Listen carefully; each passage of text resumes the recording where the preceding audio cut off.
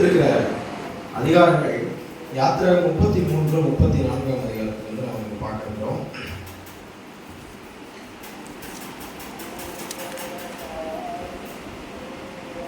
யாத்திரை 33 அதிகாரத்திலே 2ஆம் வசனத்தையும் 3ஆம் வசனத்தையும் நாம் வாசிக்கும் போது என்ன சொல்கிறார் என்றால், நான் ஒரு தூதனை உங்களுக்கு முன்பாக அனுப்பி கானானியனையும் எமோரியனையும் ஏத்தியனையும் பெர்சியனையும் ஏவியனையும் எபூசியனையும் துரத்தி விடுவேன். ஆனாலும் வழியிலே நான் உங்களை நிர்மூலம் பண்ணாதபடிக்கு நான் உங்கள் நடுவே செல்ல மாட்டேன். நீங்கள் வணங்கா கழுத்துள்ள ஜனங்கள் என்றார். இங்கே என்ன நடக்குதுன்னா, இஸ்ரேல் மக்கள்லாம் எங்க போறாங்க? எகிப்துக்கு போறாங்க. இல்ல எங்க போறாங்க? எகிப்துக்கு போறாங்க. எங்க போறாங்க? கானான் தேசத்துக்கு போறாங்க. எங்க இருந்து வராங்க? எகிப்திலிருந்து கானானுக்குள்ள போறாங்க. கானான் தேசத்துக்கு போறாங்க இல்லையா? அப்ப இங்க வருகிற போது ஆண்டவர் என்ன பண்றாரு? நான் கூட வரமாட்டேன் அப்படின்றாரு. எல்லாரும் போறாங்க. அதுக்கு ஆண்டவர் சொல்றாரு, நான் கூட வரமாட்டேயா, நீங்க வணங்கா கழுத்துள்ள ஜனங்கள் அப்படின்னு சொல்லிட்டு சொல்றாரு. அதுக்கப்புறம் நம்ம பார்க்கும்போது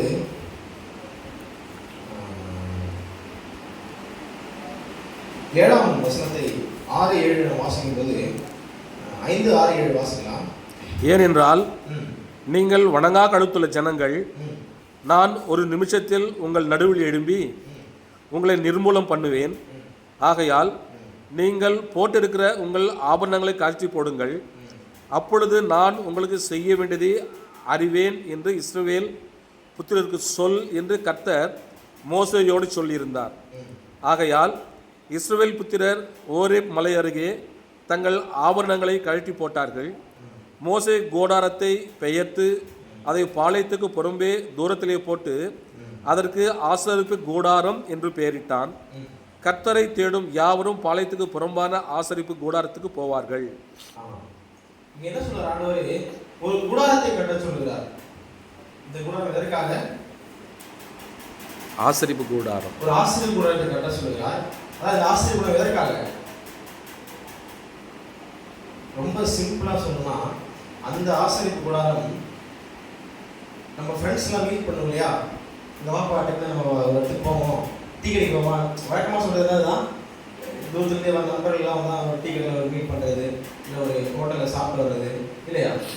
எங்கேயாவது போயிட்டு ஒரு இடத்துல உட்காந்து மீட்டிங் டைம் மீட் பண்ணி பேசிட்டு கொஞ்ச நேரம் சிரிச்சுட்டு வர இடம்.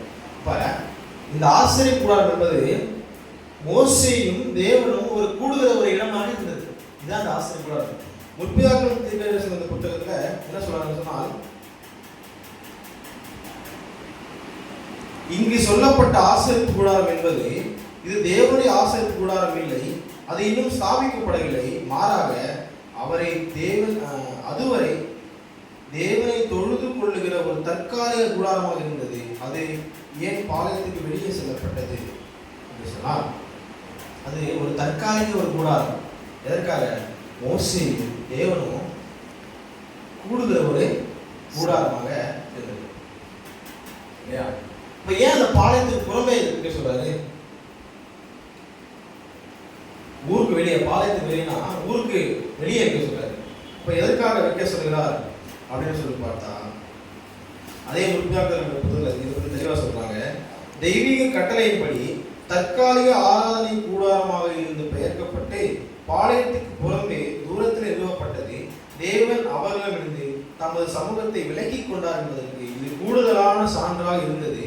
அவர் தம்மை வெளிப்படுத்த மாட்டார். அப்ப என்ன பண்றாரு? ஆண்டவர் அந்த மக்களுக்கு வெளிப்படுத்தவில்லை, அவரை வெளிப்படுத்தவில்லை, அவரை விட்டு விலகி செல்கிறார் என்றார். ஏன்? அவர்கள் வணங்கா கழுத்துள்ள ஜனங்களாம். என்னதான் சொன்னாலும் என்ன பண்றாங்களாம்? திரும்ப திரும்ப என்ன பண்ணாங்களாம்? எவ்வளவுதான் சொல்லிக் கொடுத்தாலும் திரும்ப திரும்ப அதே தப்பு என்ன பண்றாங்களாம் அவர்கள் செய்து அவர்கள் வணங்கா கழுத்துள்ள ஜனங்கள் சொல்லி தேவன் அவர்களை விட்டு விலகி கொண்டார். ஒரு தப்பு பண்றான்னு சொன்னா நம்ம என்ன பண்ணுவோம்? அப்படிலாம் சேராத, உங்களை தள்ளியே சொல்லுவோம் இல்லையா? அந்த மாதிரி என்ன பண்றாரு? தேவன் அவங்களை விட்டு விலகி இருந்தார். அதனாலதான் பாளையத்துக்கு புறம்பே அந்த கூடாரத்தை கட்ட சொல்லுகிறார். சரி, கூடாரத்தை கட்டிட்டாரு. ரெண்டு பேரும் மீட் பண்றாங்க. அப்ப அந்த மீட்ல இவர்கள் எப்படி பேசிக் கொள்கிறார்கள் என்று சொன்னால் 11ஆம் வசனத்தை நாம் வாசிப்போம். ஒருவன் தன் சிநேகிதனோடு பேசுவது போல கர்த்தர் மோசேயோடு முகமுகமாய் பேசினார். சரி, அப்ப யாரை போல பேசுறாரா? சிநேகிதனை போல பேசுறாரா? ஒரு சிநேகிதன் எப்படி பேசுவான் சொல்லுங்க? சொல்லுங்க.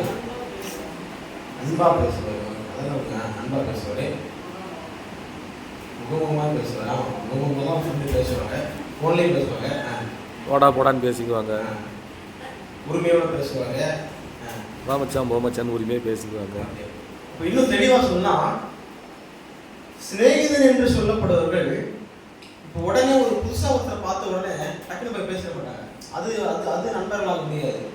ரொம்ப நாள் பழக்கம் இருக்கிறவங்க என்ன பண்றது? அவங்க தான் யாரு? அவங்க தான் வந்து ஃப்ரெண்ட்ஸ் இல்லையா? ரொம்ப நாளா பழக்கம் இருந்து டெய்லி பேசிக்கிட்டு டெய்லி பார்த்துக்கிட்டு இருக்கவங்க யாரு? ஃப்ரெண்ட்ஸ். அப்போ இந்த மோசையும் ஆண்டவர் எப்படி இருக்காங்க? அந்த விதமான ஒரு உறவு அவங்களே இருக்குது. அவர் எப்படிப்பட்ட உறவு வைத்திருக்கிறார்கள்? ஒரு சிநேகிதனை போல நம்ம உறவு வைத்துக் கொண்டு அவர்கள் பேசுவதை இங்கே பார்க்கிறோம்.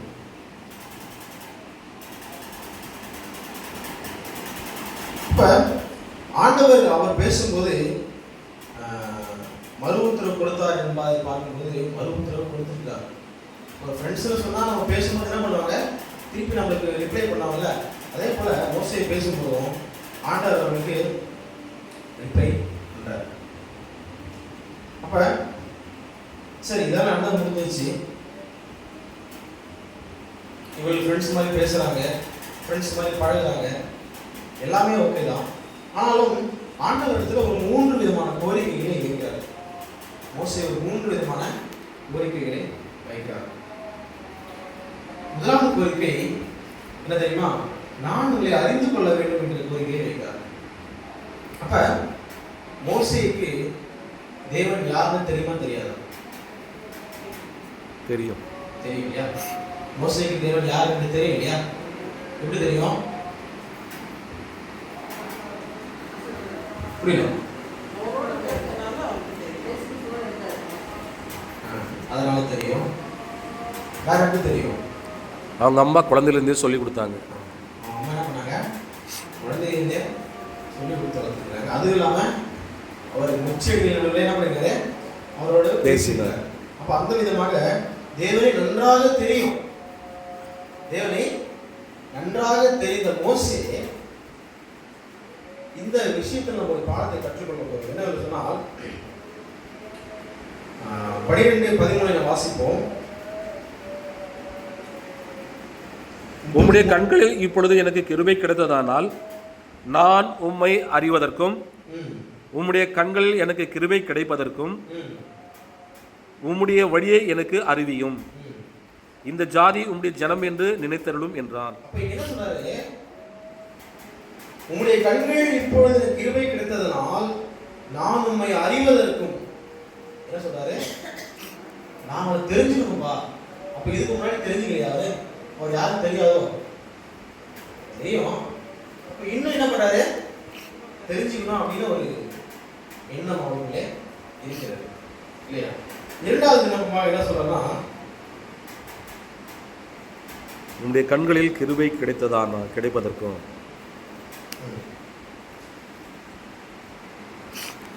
இரண்டாவது ஒரு விண்ணப்பம் வைக்கிறாரு.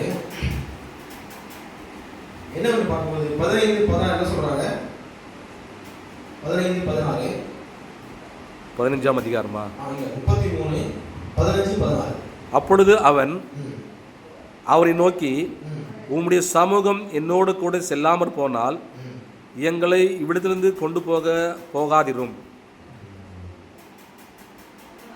எனக்கும் உமது ஜனங்களுக்கும் உம்முடைய கண்களிலே கிருபை கிடைத்தது என்பது எதினால் அறியப்படும்?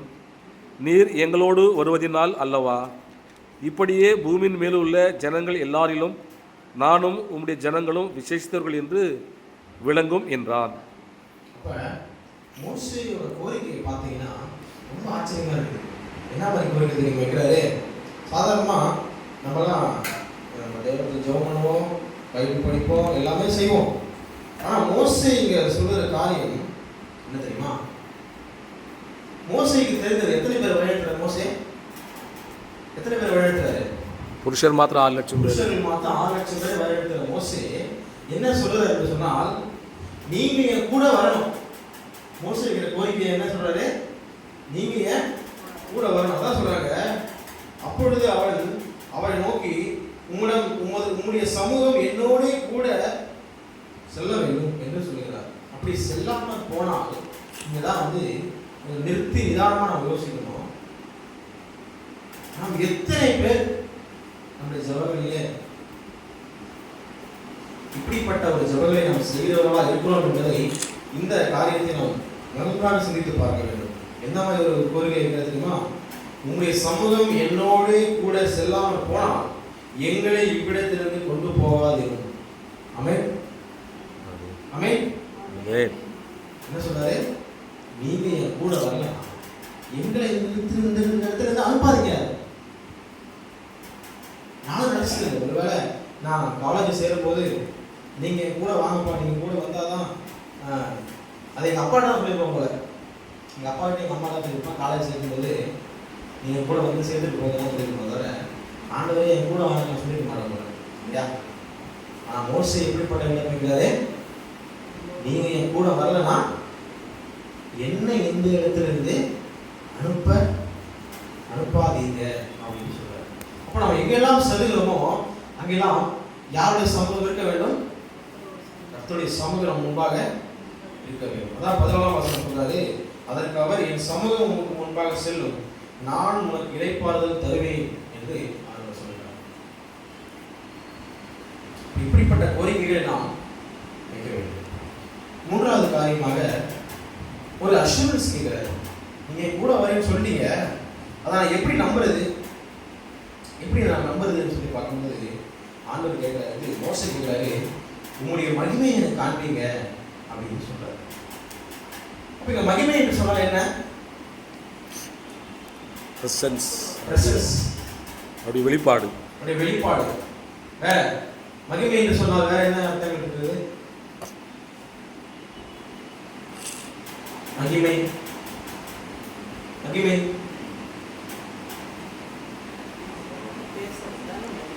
பேசுகிறது மகிமை. அவர் செய்த அற்புதங்கள் மகிமை. அற்புதங்கள் மகிமையா இருக்கிறது. நிறைய விஷயம் சொல்லிட்டு போனாங்க அப்படி.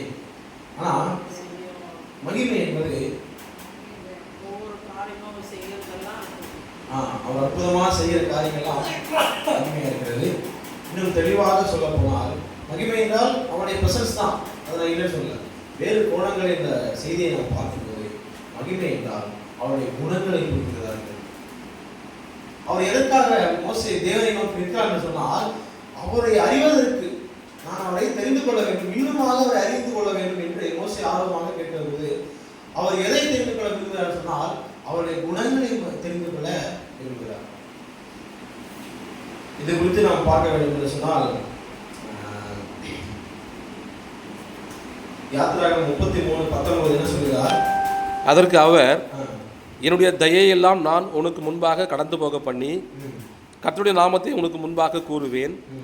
எவன் மேல் கிருபியாய் இருக்க சித்தமாய் இருப்பேனோ அவன் மேல் கிருபியாய் இருப்பேன், எவன் மேல் இரக்கமாய் இருக்க சித்தமாய் இருப்பேனோ அவன் மேல் இரக்கமாய் இருப்பேன் என்று சொல்லி, நீ என் முகத்தை காண மாட்டாய், ஒரு மனுஷனும் என்னை கண்டு உயிரோடு இருக்கக்கூடாது என்றார்.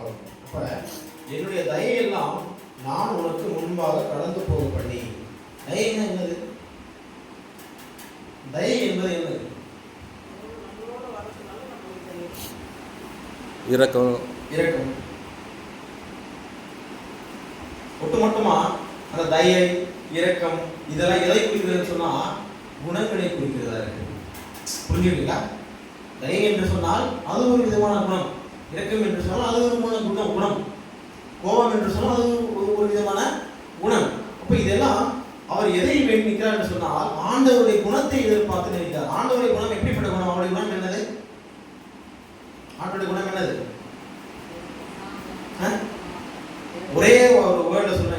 பரிசுத்தம். பரிசுத்தம் இல்லை,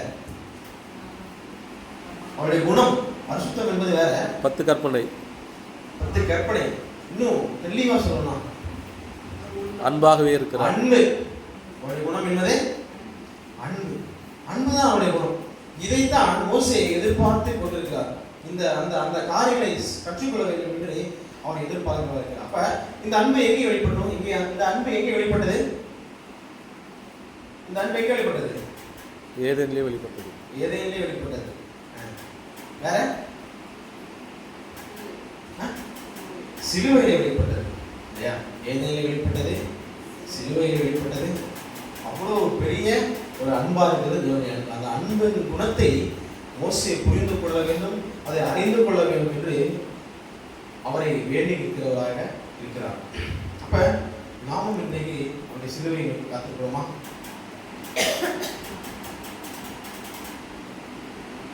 நம்ம சர்ச்சு பேர் என்ன? சத்தமா? International Missionary Society Seventh Adventist Church Reform Movement, சீர்திருத்த இயக்கம். சரி, பரலோகத்துக்கு போயிடுமா? பரலோகத்துக்கு போயிடுமா? இல்லை, எவ்வளோ சபைகள் இருக்கிறது உலகத்துல, பரலோகத்துக்கு போயிட முடியுமா? அன்பு இருந்தால் பரலோகத்துக்கு போகலாம். அன்பு இருந்தால் பரலோகத்துக்கு போயிடலாம். நல்ல பழக்கம். அப்படியே லவோதிக்கேயா சபை பற்றி சொல்லும்போது ஆண்டவர் சொல்றாரு, உங்களுக்கு தான் எல்லாம் தெரியும் அப்படிங்கிற மாதிரி நீங்க இருக்காதீங்க அப்படின்னு சொல்றாரு. தரித்திரனும் பரிதபிக்கப்படத்தக்கவனும் அப்படிங்கிற மாதிரி ஒரு வசனம் வாசிச்சிருக்காங்க. அப்ப நமக்கு தான் எல்லாம் தெரியும், எனக்கு சத்தியம் தெரியும், போதும், நீங்க எல்லாம் ஒன்றும் சொல்ல தேவையில்லை அப்படின்ற ஒரு மனதில் நம்ம இருக்க கூடாது. மோசேவுக்கு எல்லாமே தெரியும். மோசே பாம்பை போட்டா குச்சியை போட்டேன்னா அது பாம்பா எல்லாத்தையும் பார்த்துறாரு. நம்ம அதை பார்த்துக்கோமா? பார்க்கல. அவர் எல்லாத்தையும் பார்த்துறாரு. ஆனா அப்ப எதிர்பார்க்கறாரு, எதை எதிர்பார்க்கிறாரு? அவருடைய அன்பை எதிர்பார்க்கிறார். உண்மையிலேயே அவர் யாரு, அவர் எதற்காக செய்கிறார் என்பதை அவர் வேண்டி நிற்கிறதா இருக்கிறார். நாம் எத்தனை நாள், எத்தனை நிமிடங்கள், எத்தனை நேரம் அவரை நாம் சந்திப்பதற்கும் அவரோடு நாம் சிநேகிதன் மாதிரி பேசுவதற்கும் இடம் கொடுத்திருக்கிறோம் என்பதை நாம் சிந்தித்து பார்க்க வேண்டும். கடைசியாக அவருடைய முகம் பிரகாசிக்கிறோம். மோசே என்ன செய்து? பிரகாசம் என்றால் என்ன? வெளிச்சம். வெளிச்சம், ஷைனிங். வேற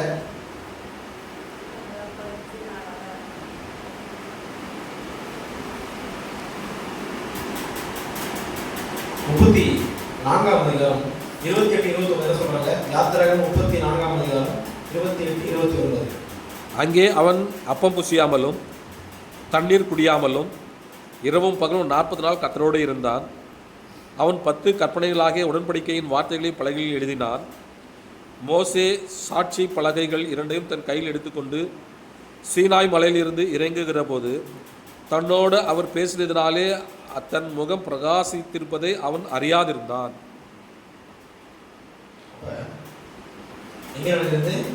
சீனாய் மலையிலே ஆண்டவர் எழுதி கொடுத்த அந்த சாட்சி பலகைகளை நம்ம 10 கற்பனைகளை வாங்கி கொண்டு வரும்போது தன்னோடு அவர் பேசினதாலே தன் முகம் பிரகாசித்திருப்பதை அறியாதிருந்தான். அப்ப என்ன சொல்றாங்கன்னா, நம்ம ஆண்டவரோடு பேசும்போது நம்முடைய முகம் எப்படி இருக்குது? பிரகாசமா இருக்குது. அந்த ஆண்டவர் சொல்றாரு, நீங்கள் உலகத்திற்கு எப்படி இருக்கீங்க? வெளிச்சமா இருக்கீங்க. எப்ப ஆண்டவரோடு பேசும்போது, நம்ம பேசுகிற போது நம்முடைய முகங்கள் உண்மையிலே வெளிச்சமா தான் இருக்கும். நம்ம பார்க்கிற பார்வையும் நம்முடைய சிந்தனைகளும், இது பாவமான உலகமே, இது ஒரு வாழ்க்கையிலேயே சில நேரங்கள் நிறைய சிந்திக்கிறதுனாலும் என்ன தெரியுமா, இந்த உலகத்துல எப்படியாவது நல்லா வாழ்க்கணும், நல்ல வீடு கட்டணும், நல்ல ஒரு வாழ்க்கையை வாழணும், ஒரு டிசிப்ளினான ஒரு லைஃப் வாழணும், ஒரு கௌரவமான ஒரு வாழ்க்கை, நிறைய சிந்திக்கிறது. அப்படியே கொஞ்ச நேரம் தள்ளி அந்த சிந்தனை என்ன தெரியுமா, இதுவே சும்மா வாழ்க்கை, நம்ம ஏன் இப்படிலாம் சிந்திக்கணும் அப்படின்னு ஒரு பக்கம் தோணும். அப்ப இந்த விதமான காரியம் நடக்கிற போது நம்முடைய முகங்கள் உண்மையிலே இந்த உலகத்தை நோக்கி பார்க்கும்போது இது ஒரு பாவமான உலகம், இது ஒரு சும்மா ஒரு ஒரு எக்ஸாம், ஒரு டெஸ்ட் வைக்கிறது உலகம். ஆனால் அதுக்கு போய் நம்ம இப்படிலாம் பண்ணலாமான்னு யோசிக்கணும். அதனால நாம் தேவனை பார்க்கும்போதும் தேவனை பேசும்போதும் நாம் எப்படிப்பட்டவர்களாகி வரும்? பிரகாசமுள்ளவர்களாக ஆகிவிடும்.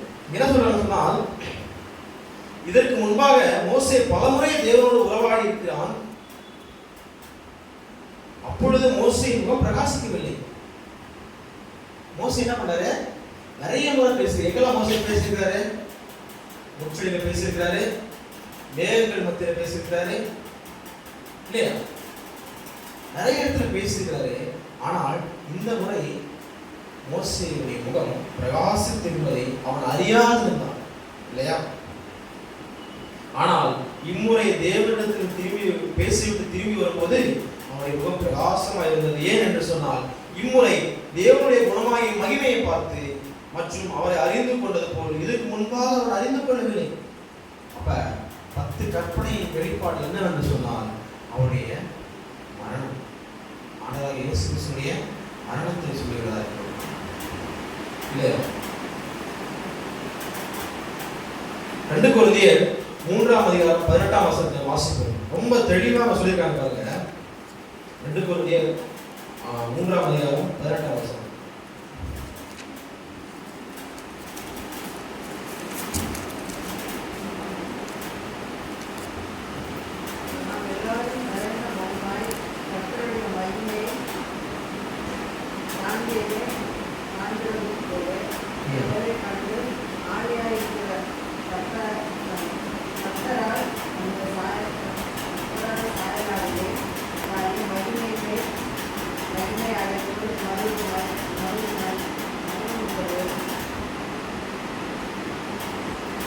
நம் எல்லாரும் திறந்த முகமாய் கர்த்தருடைய மகிமையை கண்ணாடியிலே காண்கிறது போல கண்டு ஆவியாய் இருக்கிற கர்த்தரால் அந்த சாயலாகத்தானே மகிமையின் மேல் மகிமை அடைந்து மறுரூபப்படுகிறோம். அப்ப நம்முடைய வாழ்க்கையில அவருடைய மகிமையை நாம் காண வேண்டும் என்று சித்தம் கொள்ளும்போது நாம் அவருடைய குணத்திலே நாளுக்கு நாள் வளர்கிறோமா? அப்ப நம்முடைய முகம் எப்படி பிரகாசிக்கிறது? எப்படி நம்ம முகம் பிரகாசிக்கிறது? இல்லையே. இவங்க கேரக்டர் ஒரு விசேஷமா இருக்குது. இவங்களை பார்க்கும்போது கொஞ்சம் ஸ்பெஷலா இருக்காங்க. எப்படி எப்படி நம்ம கட்டுக்குள்ள அடையாளம் கண்டுவிடுவார்கள்? ரொம்ப சிம்பிளா சொன்னா, கிறிஸ்டியன் சொன்னா எதை வச்சு கண்டுபிடிப்பாங்க தெரியுமா? நம்முடைய பேச்சு வச்சு கண்டுபிடிப்பாங்க. பேச்சு, உடுத்துற உடை, நடக்கிற நடை, பாவனை, இதெல்லாமே குணம். ஒரே வார்த்தை சொன்னா குணம். அப்படி நம்முடைய முகங்களும் நம்முடைய வாழ்க்கையும் பிரகாசிக்க வேண்டும் என்று சொன்னால், நாம் அவருடைய குணத்தை நாம் பிரதிபலித்தால் மாத்திரம்தான் நம்முடைய முகங்கள் பிரகாசமுள்ளதாக மாறும். இன்னும் தெளிவாக சொல்ல போனால், தேவனோடு நெருங்கிய உறவில் இருப்பவர்களும் தேவனுடைய மகிமை நாளுக்கு நாள் அதிகமாக பிரகாசிக்கும். அவர்கள் உலகத்திற்கு ஒளியாக இருப்பார்கள். அப்ப நாம் எவ்வளவு உறவு வைத்துக் கொள்கிறோம்? உறவுகள், அநேக உறவுகள் நமக்கு இருக்குது இல்லையா? உலகத்துல நிறைய உறவுகள் நமக்கு இருக்குது. எக்கச்சக்கமான உறவு இருக்கு, தெரியாத உறவு இருக்கு. ஆனா நாம் அவர் கூட எந்த அளவுக்கு உறவு வைத்துக் கொள்கிறோம்? மோசே எந்த அளவுக்கு உறவு வைத்துக் கொண்டால் என்ன தெரியுமா சொல்றாங்க? யாத்திரை 34ஆம் அதிகாரம் ஒரு பெரிய ஒரு 30 35 என்ன சொல்றாங்க? ஆரோனும் இஸ்ரவேல் புத்திரர் எல்லாரும் மோசையை பார்க்கும்போது அவன் முகம் பிரகாசித்திருப்பதைக் கண்டு அவன் சமீபத்தில் சேர பயந்தார்கள். மோசே அவர்களை அழைத்தான். அப்பொழுது ஆரோனும் சபையில் உள்ள பிரபுக்கள் யாவரும் அவனுக்கு திரும்பி வந்தார்கள். மோசே அவர்களோடு பேசினான். பின்பு இஸ்ரவேல் புத்திரர் எல்லாரும் அவனிடத்தில் சேர்ந்தார்கள். அப்பொழுது அவன் சீனாய் மலையில் கர்த்தர் தன்னோடு பேசினவைகளை எல்லாம் அவர்களுக்கு கற்பித்தான். மோசே அவர்களோடு பேசி முடியும் அளவும் தன் முகத்தின் மேல் முக்காடு போட்டிருந்தான்.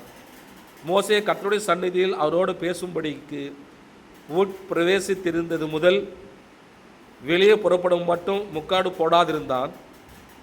அவன் வெளியே வந்து தனக்கு கற்பிக்கப்பட்டதை இஸ்ரவேல் புத்திரரோடு சொல்லும்போது இஸ்ரவேல் புத்திரர் அவன் முகம் பிரகாசித்திருப்பதை கண்டார்கள்.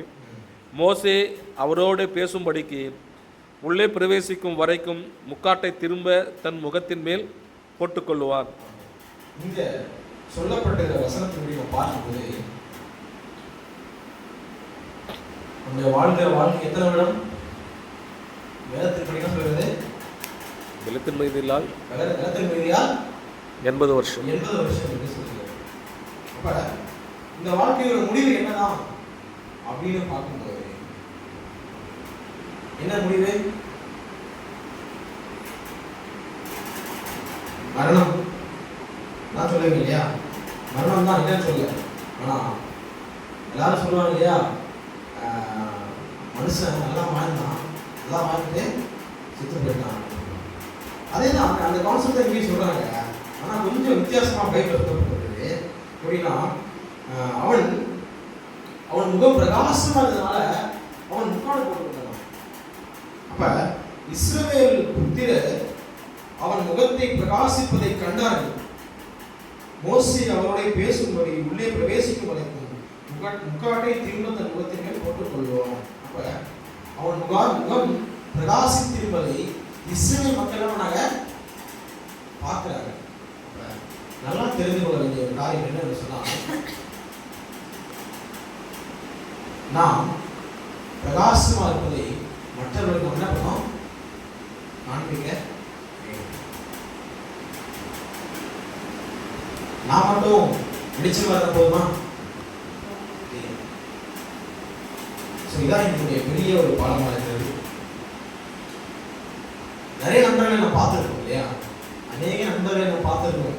சாத்ராக், மேஷாக், ஆபேத்நேகோ, தானியேல் இவரெல்லாம் ஒரு விதமான நண்பர்கள். ஆனால் மோசேக்கும் தேவனுக்கும் இருக்கிற இந்த உறவு எவ்வளவு உறவு, எப்படிப்பட்ட ஒரு உறவுள்ளவரா இருந்தால், ஒரு சிநேகிதனை போல பேசுவாரு. அவர் தனியா என்ன பண்ணாரு, அவங்க 2 பேரும் பேசுறதுக்கு ஒரு இடம் இருக்காரு. இந்த இடத்துக்கு பேர் என்ன? ஆசிரியப்பு கூடாது. தேவனை தொழுது கொள்வதற்கு ஒரு இடத்தை கொடுக்குறாரு. நான் கூட வரப்பான்னு சொல்றாரு. இவரும் கூட நீ கூட வரலாம், நான் போக மாட்டேன். இந்த ஃப்ரெண்ட்ஸ் தான் சொல்லுவாங்க இல்லையா, நீ வந்தா நான் போறேன், நீ வந்தா நான் வரேன் சொல்லுவாங்க இல்லையா. அதே மாதிரி என்ன பண்ணாரு மோசேயும்? அந்த அளவுக்கு ஒரு நெருக்கமான உறவு எப்படி வந்தது? தேவனை அறிந்து கொள்ள வேண்டும் என்கிற வாஞ்சை இருக்கிறது. எதற்காக தேவனை தேடி போகிறார், எதற்காக நாம் அவரை தொழுது கொள்ள வேண்டும் என்பதை நாமும் உண்மையாக அவரை தெரிந்து கொள்வது அவருடைய அன்புதான் அதற்கு பதிலாக இருக்கிறது. யாரோ சொல்லிட்டாங்க என்பதற்காக நாம் சபைக்கு வருகிறோம், சும்மா வீட்டில் சொல்றாங்கிறதுக்காகவும் பெற்றோர்கள் சொல்றாங்கிறதுக்காகவும் சபைக்கு வருகிறதில்ல. உண்மையிலே நான் தேவன் யார் என்று நான் தெரிந்து கொண்டிருக்கிறேனா என்பதை நான் ஒவ்வொருவரும் சொல்லி பார்க்கிறோம்.